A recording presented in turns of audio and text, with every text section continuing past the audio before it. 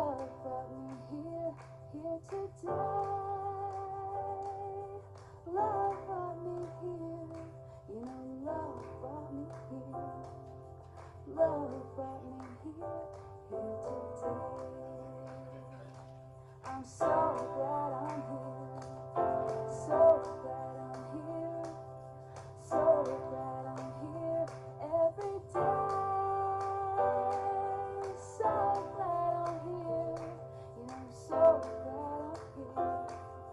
So glad I'm here every day. I'm so glad I'm here today. You know, I'm so glad I'm here today. I'm so glad I'm here every day. I'm so glad I'm here every day.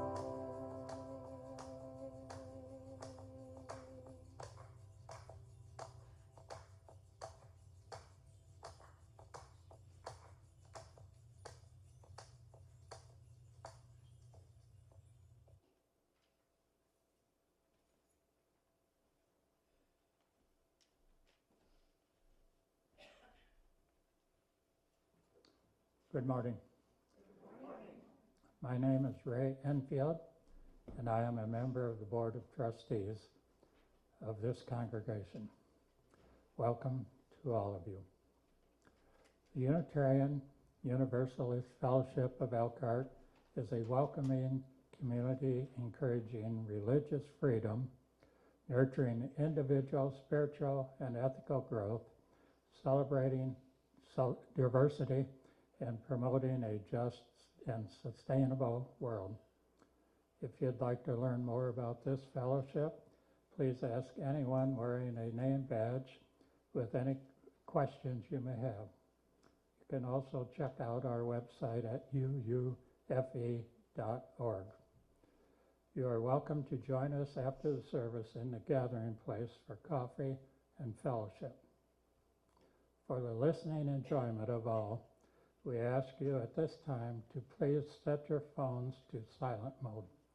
Also, if you need hearing support, please ask for help at the sound desk at the rear of the sanctuary back here.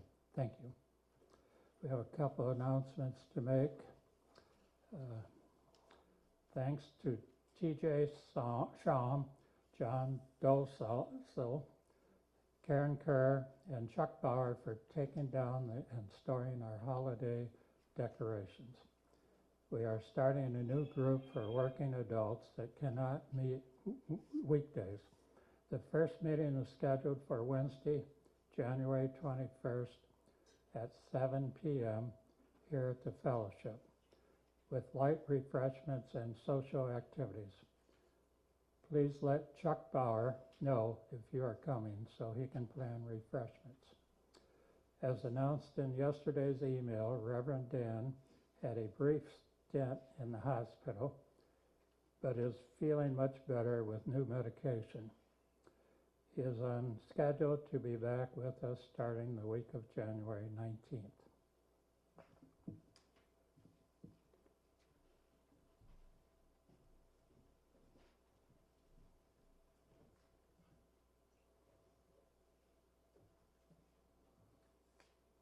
It's good to see you all here today on this lovely January morning.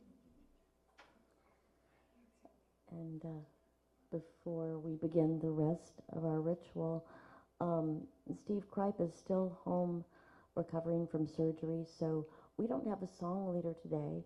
I tried that once. I stunk at it. So I think we'll do better just sort of on our own. You know both of these songs. And I know we hold him in our care.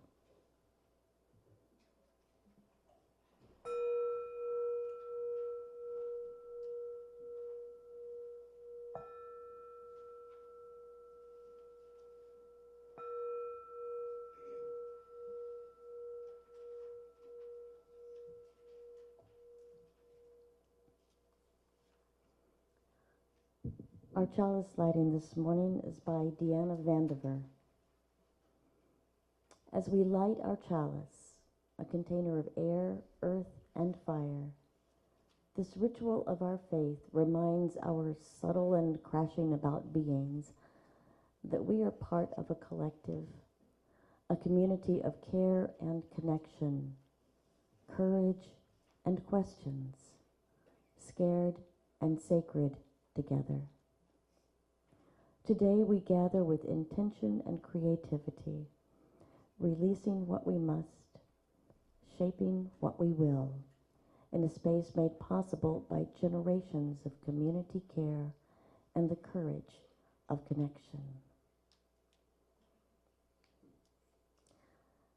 Please join me in speaking our covenant.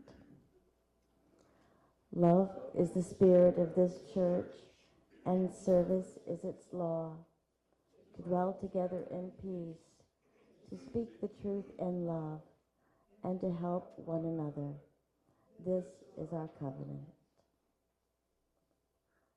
The children may leave for RE today, right now.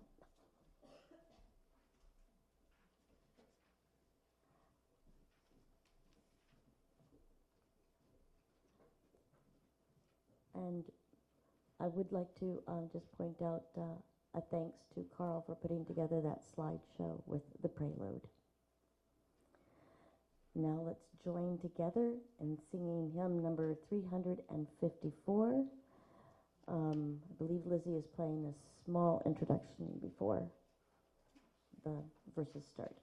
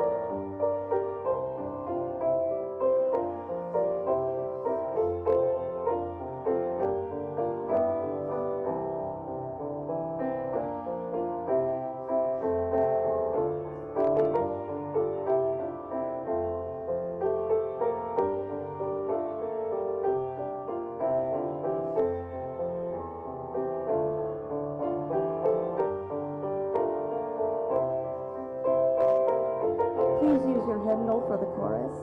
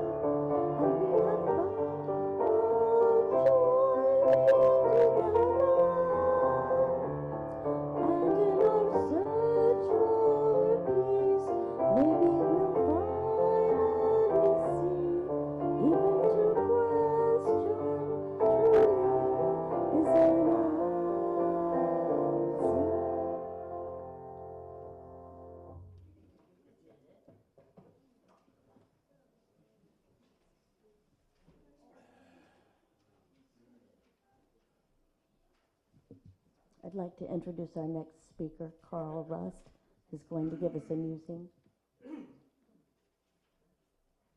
Yeah, I know I'm an unfamiliar face around here. So I'm going to set the timer for 5 minutes. But I saw that part of what today's message is going to be about is improvisation. So I decided I wouldn't write anything. I have some ideas of what I want to talk about, but I don't have a script. So I'm going to set my timer so I make sure I don't ramble along for 10, 15 minutes. Today's my birthday.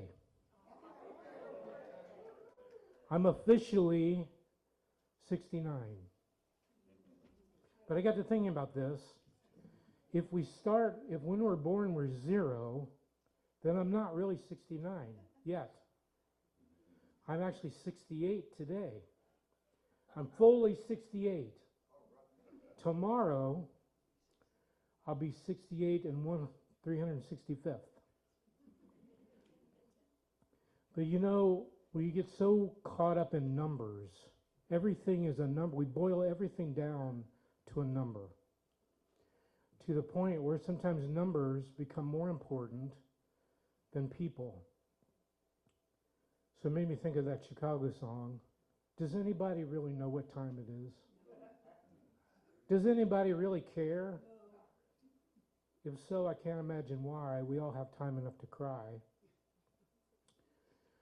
So yesterday I was running errands, and I was driving north on Napanee Street, and I was going to turn left after you go under the underpass, and then I remembered, oh, I've got to go to Save-A-Lot. Have any of you been to Save-A-Lot before? Okay. Save-A-Lot is a pretty cool little grocery store that a lot of people use. And it actually, I think about when I first moved to Elkhart, on Napanee Street, there was a Martin's, there was a Kroger's. I don't think there was a Save-A-Lot back then, but so this is the last grocery store on Napanee Street. A lot of people use it, and it's kind of a cool little grocery store. And I went in there to get water because they have the cheapest refills, 39 cents a gallon.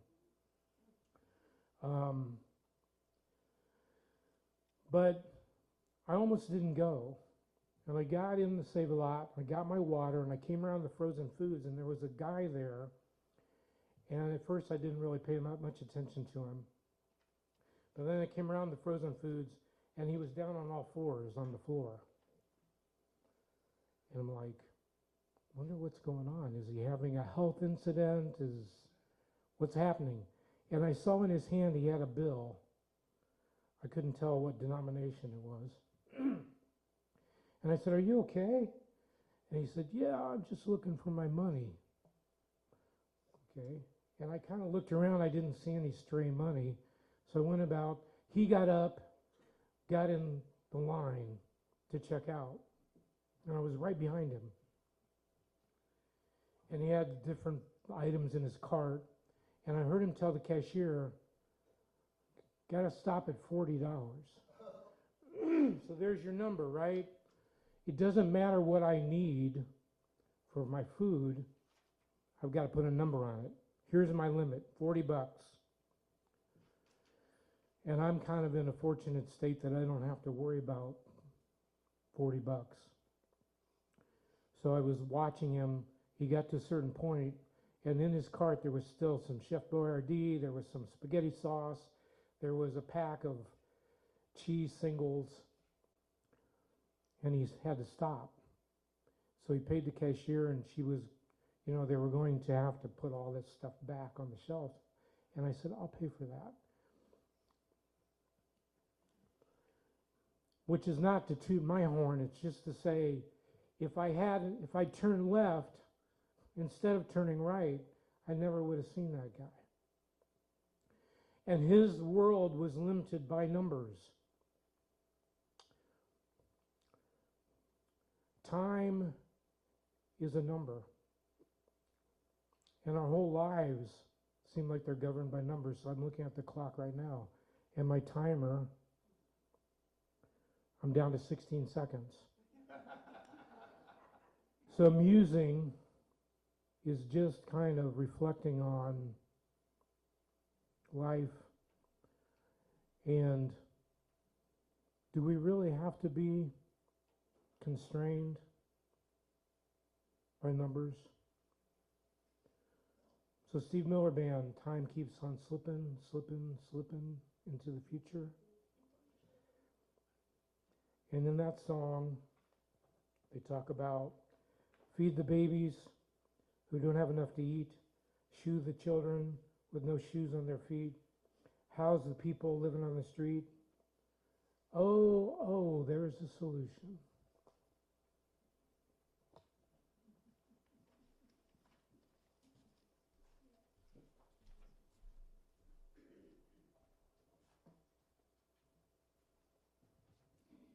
Thank you, Carl. I'm glad you've reached the numbers you have in years. Our offering today will be shared with the Elkhart County Symphony Orchestra. That will go towards an ad in their program for UUFE.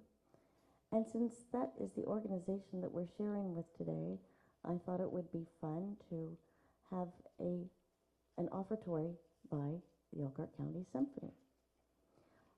It was recorded during a time you will recognize, a time of COVID, and the way that they were able to connect together and with us at that time. And the song is a show tune. This is Me from The Greatest Showman. Enjoy. And give generously.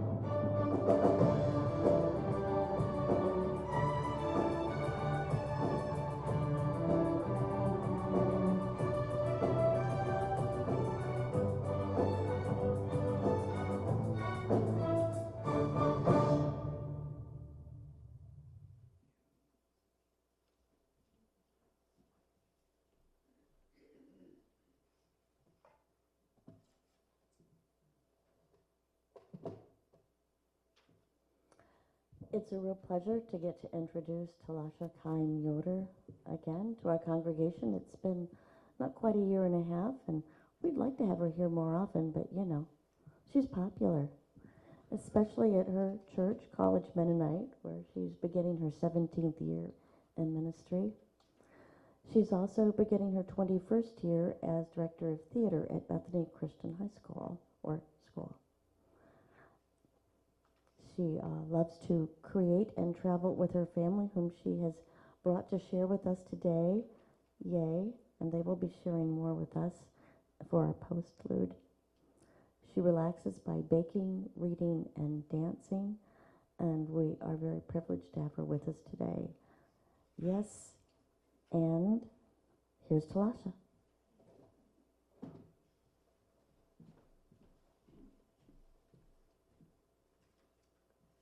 Thank you, Janelle. Bruce Feiler is an American author you may have heard of. He is primarily interested in how we tell our stories, our individual stories and our collective stories, our stories that span history.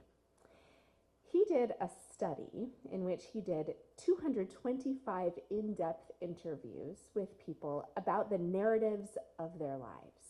Made some fascinating discoveries through that. One of those was that transitions are an ever-present part of life. Duh.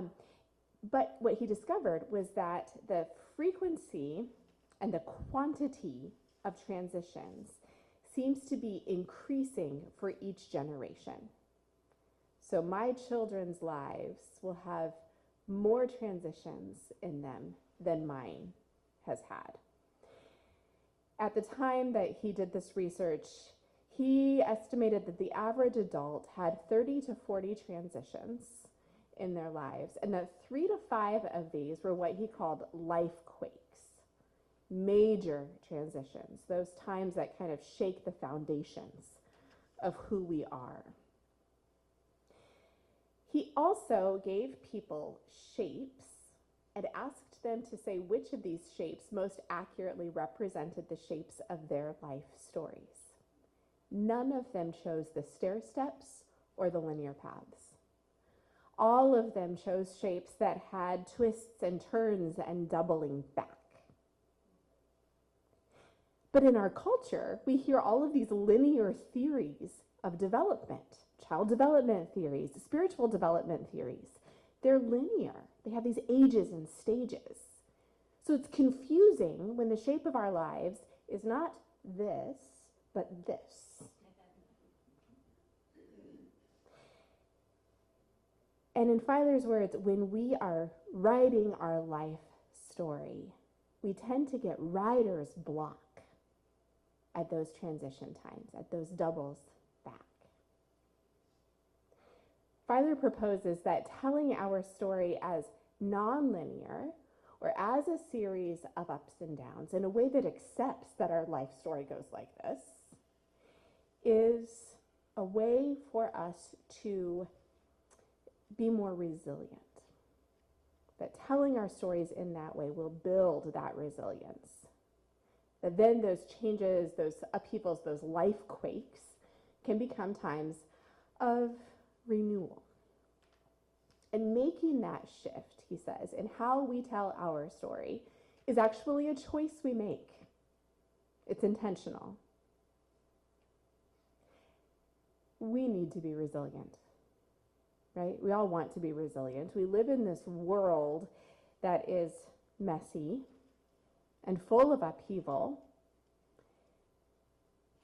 But how do we become resilient human beings?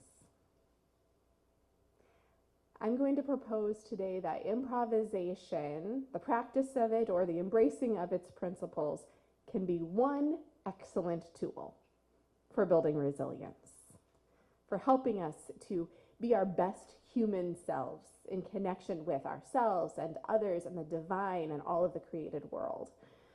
I think improv can move us beyond writer's block, help us move into a narrative of shape-shifting, of renewal. So welcome to Improv 101. First of all, let's define improvisation, improv for short. The very basic definition of improv is it's anything that is unscripted. So, in our daily lives, we have conversations, we riff on a recipe, we deviate from our usual path without using GPS, maybe sometimes. In a sense, we are all masters of improv simply by being humans who live and move in this world. My improvisation training is primarily in the discipline of theater. So that's the lens we're going to use today, theater improv. And this particular school of theater that we get all of this theatrical improvisation from is called the theater of games. When you get a new game, say you get a board game, what's the first thing you do? Throw the instructions away and read the rules. We have two different ways of looking at boundaries. Excellent. Which I won't take the time to talk about, but that's also fascinating. All right, yeah, you do something with the instructions, right? Whether you decide to follow them or not. Games work because there are goals and rules. Boundaries. Boundaries are really important in improvisation. They free us. So if you throw someone on a stage, a wide open stage, and say, do a scene, that's crippling. But if you throw someone on a stage with a couple acting partners and say, you're in a grocery store and it's 5 minutes until closing and you can only speak in questions, then we have a scene. Boundaries free us to create. And as humans, we do need boundaries. When we find ourselves at those life-quake moments or at those times of disorientation, or even the smaller transitions in life, if we find ourselves on something that feels like a wide open stage, we can look for the boundaries. What are the moral principles that provide guardrails? What about our community? How does our community help us to establish some of those boundaries, goals, rules? What ethics root us so that we know how to respond to the disorientation? And then we can notice that creative space that is set within semi-permeable boundaries, because sometimes some instructions do have to be thrown out. And how are we invited to play within that space? In theater improv, as in life, those boundaries, those rules are important. And the first rule of improv is commonly known as the principle of agreement, or, anyone? Yes, and. My children have grown up knowing this phrase. Poor kids. Yes, and begins with the yes. Acknowledging what is there. Whether it's from an acting partner or another source. We don't have to like it, but we have to accept it. For a great schooling on this, watch the episode of The Office when Michael Scott goes to improv class. Yes, and. The and is that next step. It's what we do with what's already there. So maybe it's elaboration or extension or adding some details or having an opinion on what is there. That's the and. When I teach this concept to students, I often start with a yes and story. So the first person starts the story with a sentence like, I went to the store today. The next person adds a sentence to the story, and they have to begin their sentence with yes and. So maybe they would say, yes, and I needed to buy crickets for my bearded dragon. So we've added some details to the story. We've given it a place to go. The story continues, each person adding that next line, beginning with yes and, until they feel like it's come to its conclusion. Yes, and there were no large crickets, only the small ones. Thank you, Zach. All right, so there's the next sentence of the story. We're not going to keep doing the entire story. The Zeph just got a bearded dragon, and so this is where the story comes from. Thanks, buddy. Sometimes when I want to teach this concept, instead of starting with a yes and story, we start with a no but story. I went to the store today. No, but what do we say? I didn't have time. Sure. The next person, no, but it gets really hard. It's writer's block because we keep running into dead ends every time we try to tell that story. When we start that way and then I say, okay, let's do it again, but now you can say yes and instead of no but, suddenly it's so easy to tell the story. It's a breath of fresh air. I wonder how often we get into a habit of responding to life, and our first response being a no but instead of a yes and. And I think it's natural that when one of those life quakes come, we respond with no, but, right, that's natural. But I wonder if, especially in those smaller transitions of life, in the daily transitions, we could start practicing that yes and.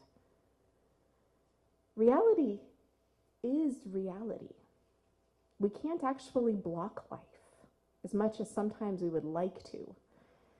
Denial can be a necessary part of the grieving process, but it's not the place we want to stay in forever. The practice of yes and can open us up to accepting reality and then give us that and, right? Don't forget the and that releases us to respond creatively and in the company of others. And that's resiliency. Okay, I've talked a lot about improvisation. Zeph is obviously very ready to put it on its feet. So let's put some improv on its feet. Before we do this, a couple things to think about. First of all, release yourself from the need to prepare. We had an excellent example of that from Carl earlier, although he did prepare, right? Just prepared differently than usual. Many of us who are in North America, coming from European American backgrounds, tend to be really good at the preparation aspect of life. But the showing up and just being present part is not as much a part of our culture, a part of our growing up. So this is a chance to practice that. You can trust the boundaries of the game. You can trust the other humans that you are playing the game with. Show up and be present with your whole self. Second, make mistakes. Mistakes are often the key parts of improv games. There's one author who I can't remember the name of, who talked about taking a circus bow. So instead of getting all apologetic when you make a mistake, do like the clowns do in the circus. You know, they fall and then they get up and they're like, ta-da! Try that, metaphorically or literally. Either way is fine. Mistakes can be those necessary steps that open the doors to discoveries. And finally, you don't have to be funny. Comedy improv is what we're most familiar with. Shows like Whose Line Is It Anyway? Those are great. That's fun. That's not what we're doing here. Some things might be funny, but humor is not the goal. We are wanting to be creative and open ourselves up and build some resilience. If comedy happens along the way, that's fine. That's not the goal. Okay, let's play a game. It's called What Are You Doing? Would anyone like to play a game? Zeph would like to play a game. Come on up. Anyone else? Anyone feeling bold? Thank you. Come on up. Janelle's in. Hey, family, I'm going to volunteer you. Thank you. Come on up. Yep, perfect. All right. Bring this. Do I need to turn it on? I sure do. All right. Okay. So this begins with one person doing an action. Zeph, you're going to start. So Zeph is going to do an action here. And then Janelle will come up and ask him, what are you doing? And he will respond with something very different from what he's actually doing. And then he'll go to the end of the line, and Jamil will pantomime whatever action he just described. And then the next person will ask her, what are you doing? And she'll respond with something wildly different from what she's actually doing. So you get the instructions. We've read the instructions. They make sense. Yes? All right. What are you doing? Making breakfast. Oh. All right. Now Jamil takes his place. Zach can go to the end of the line.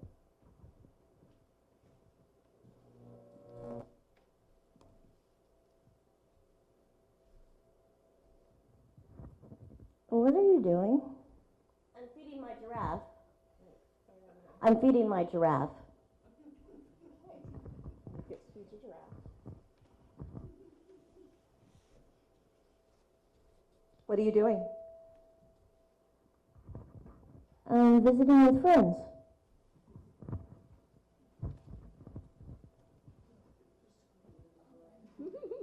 What are you doing? I'm throwing popcorn. Oh, I'm throwing popcorn.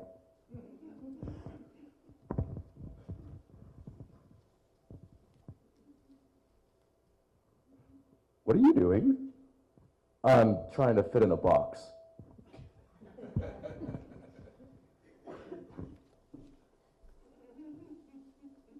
What are you doing? I'm eating ice cream.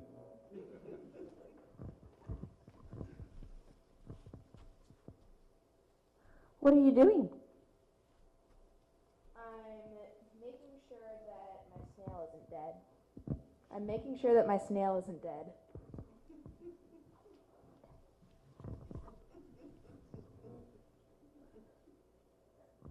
What are you doing?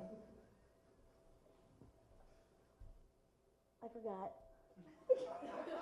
Oh, I'm riding a bicycle.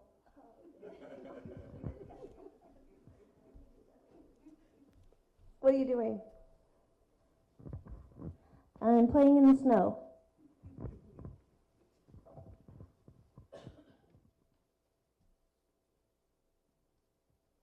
What are you doing? I'm pushing hay.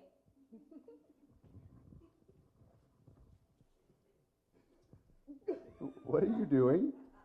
I'm lying down.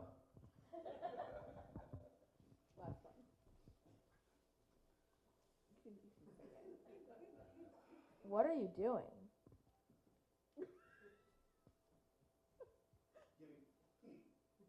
I'm giving CPR to my squirrel.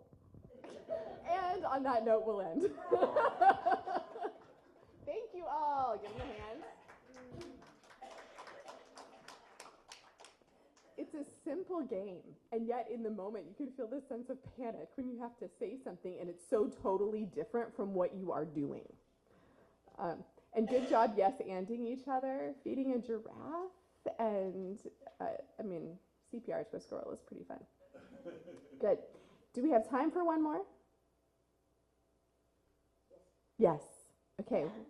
Yes, and it'll be one more. Okay. This one is 5 things. Okay. This one is called 5 things.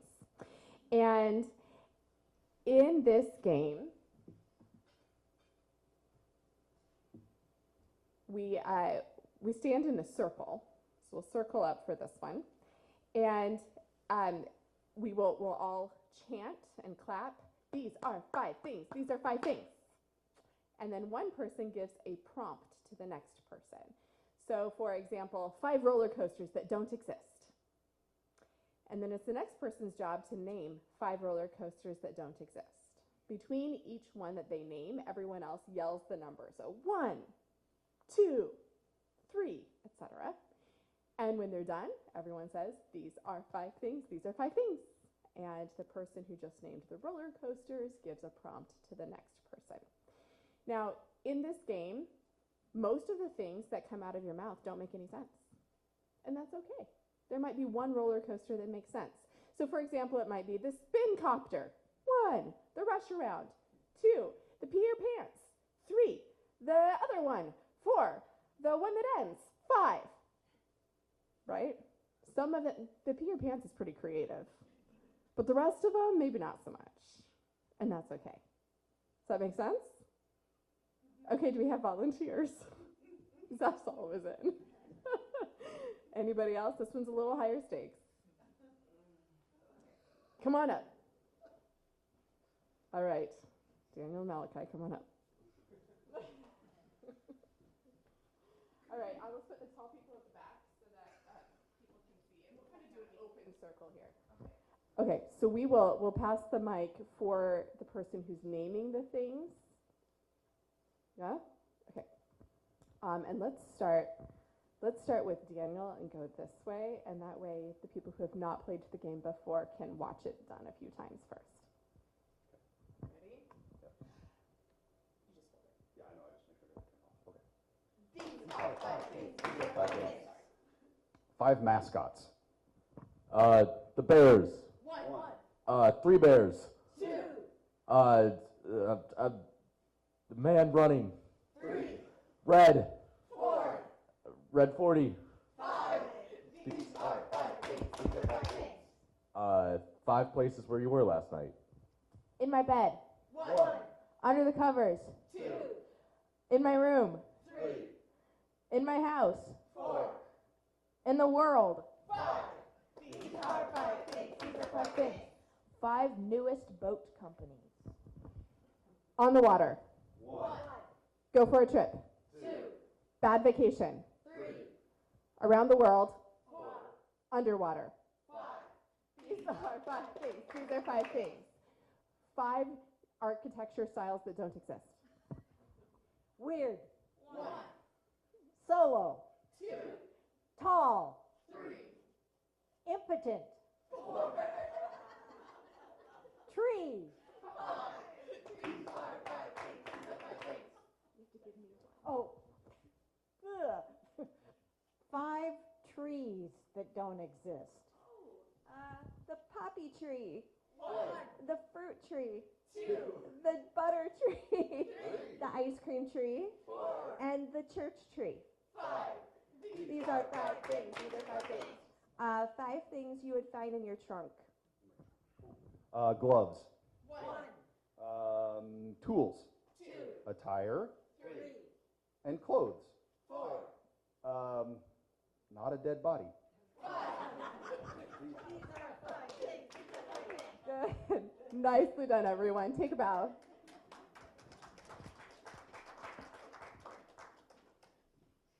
I am now very curious about what the impotent style of architecture would look like.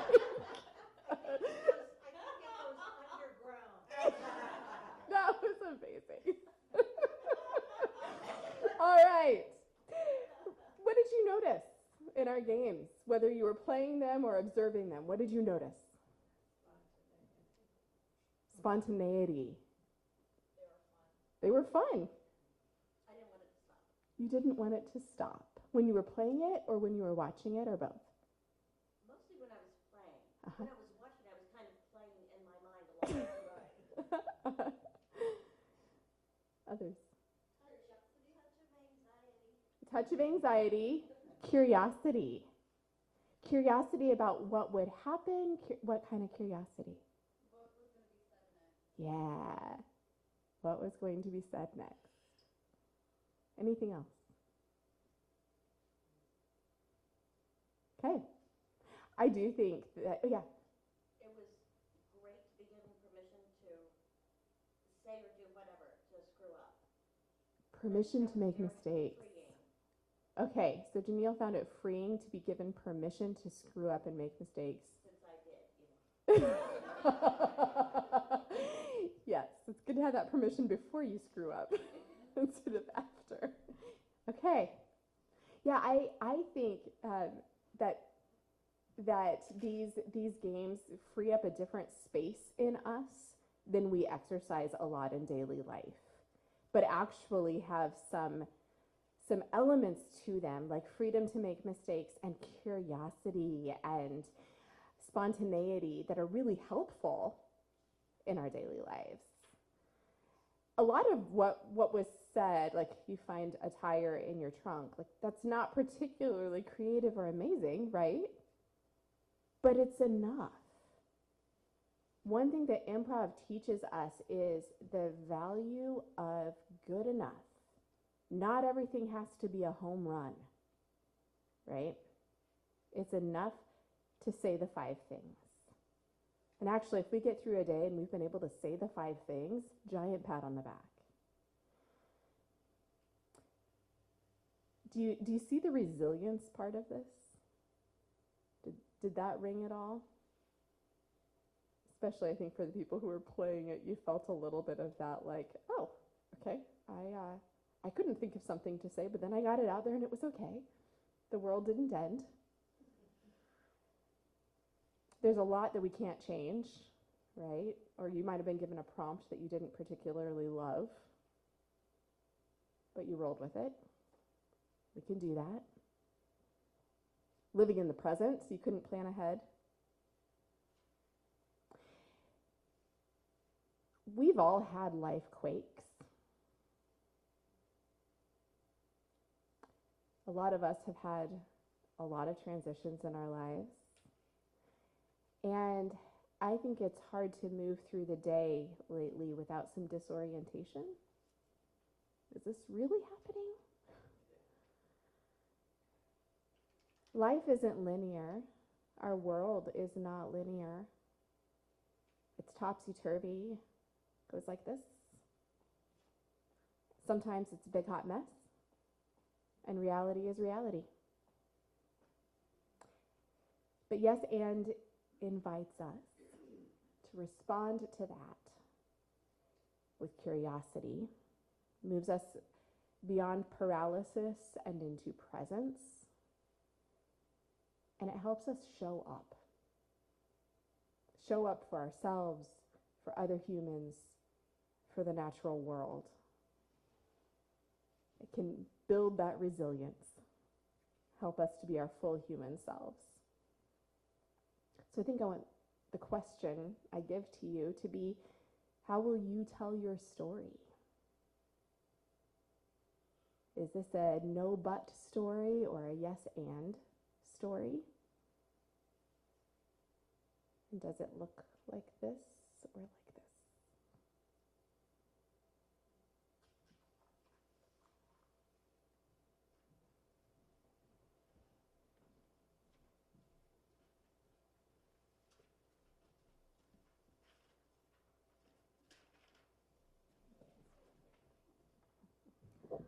I think since we have a special postlude, we will just move right on through and go to our second hymn, number 16, "'Tis a Gift to Be Simple." And we're using a video from online. It's just a hair different from what's in our hymnal, but I don't think it will be a problem. We're familiar with the song.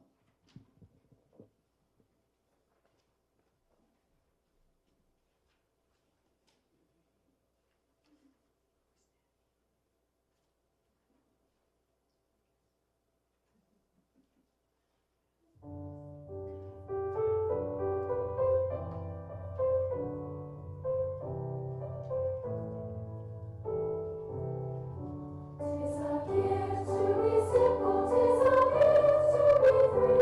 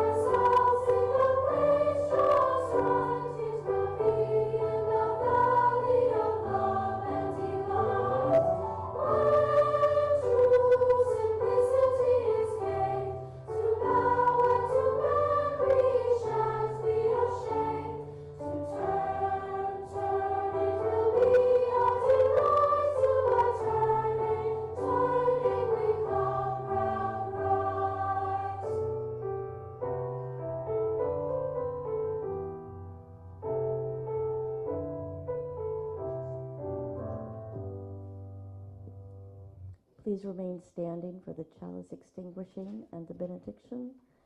And boy, I'll be glad when Steve gets back, our song leader. Please join me in reading our chalice extinguishing. We extinguish this flame, but not the light of truth, the warmth of community.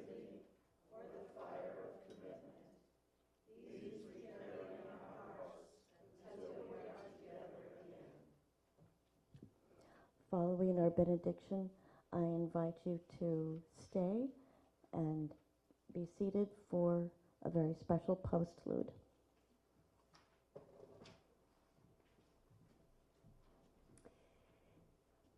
Family, how about if you come on up with my ukulele, Daniel? Hear these words of benediction. May you find that resiliency in yourselves, in your community, in the world around you, in the bending of the trees with the wind. May you know grace and joy and peace in all of the winding of the road, in all of the life quakes. And may you know your strength to yes and all of those moments of life. Know that you are a wonder.